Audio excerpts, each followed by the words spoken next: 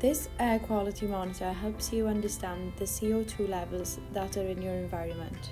This meter is very simple to use, and we are going to take you through some of the key functions. This pack includes the CO2 monitor, an instruction manual, an adapter plug and a USB charging cable.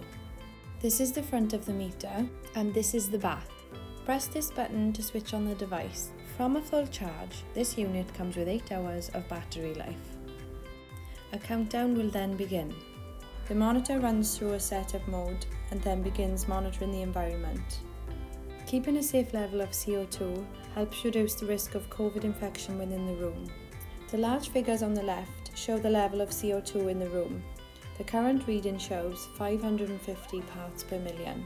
This shows a healthy indoor climate.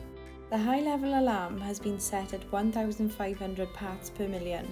The HSE has recommended that carbon dioxide levels do not exceed this limit. When the CO2 levels in the room reach this limit, the alarm will sound along with the red indicator light on the sad face. This means that ventilation is necessary, and we recommend you open some windows or doors to improve the circulation of air.